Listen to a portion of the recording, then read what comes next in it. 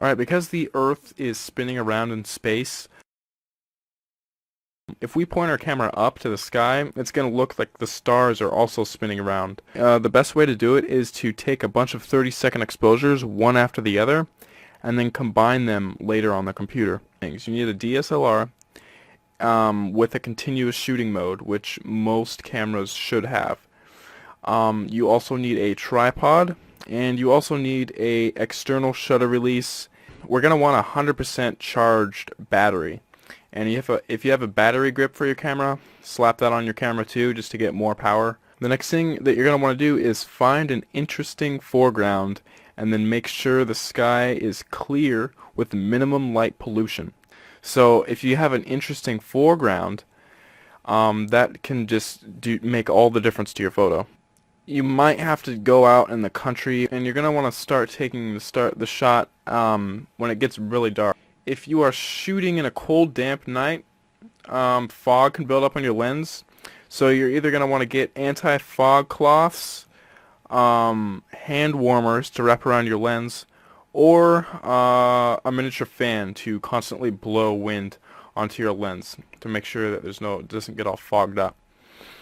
You're going to want to make sure that the noise reduction feature in your camera is turned off. So if you took a 30-second exposure, it's going to take about 30 seconds to process that image and remove the noise from it.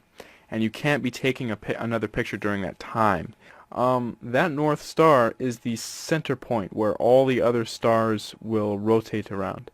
So if you point it north, you will actually see the circular star trails. There's actually an app for Android phones where you can point your phone up to the sky and you can actually see an entire map of where the stars are in the sky. And that application is called the Google Sky Map.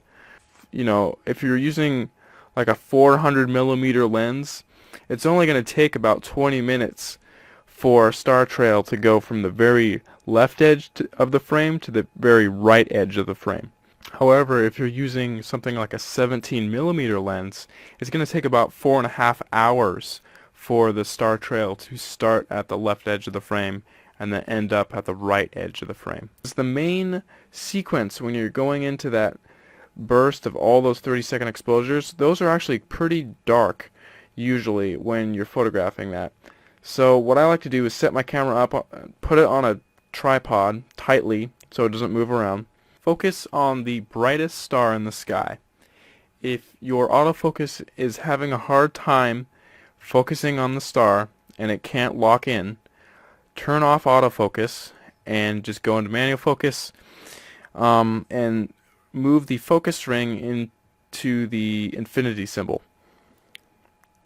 And then, of course, do a little guess and checking. Take a picture, look on the back of your LCD screen to make sure it's sharp enough for you, and if it is, then stick with that and don't touch the focus anymore throughout the rest of the sequence. And then I like to raise the ISO to a high ISO, like something like maybe 800 or 1600, and then I like to put the aperture, open up the aperture all the way it can go, so that's 2.8 on the lens that I'm using. And then the shutter speed, I usually just leave at 30 seconds. Although if I have my cable release, I can bump that up to like a minute or whatever. In this picture, I took several frames with me just light painting the tree. And I did that I took like 5 different shots of just the tree being lit up by the flashlight. Then when I was all done with that, I put the flashlight down and made my camera take the actual sequence of the star trails. So you don't have to calculate how many shots you need to take in order to get a correct exposure or anything like that.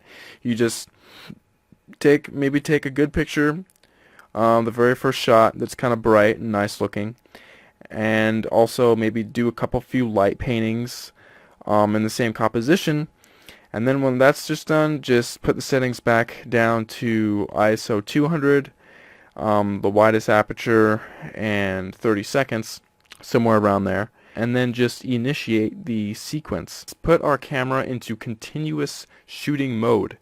This is where you hold down the shutter button and the camera keeps taking an exposure one after the other like an automatic machine gun. When you hold down the button, it's going to take all the pictures one after the other.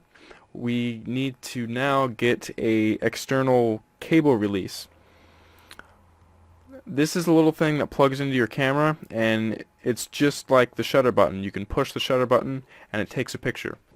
One last thing I forgot to mention was the white balance. If you're on tungsten white balance, your picture is going to look very cold and blue. If you are on the shade white balance, your picture is going to look very warm and orange. If it's on anything in between that, it's going to look purple.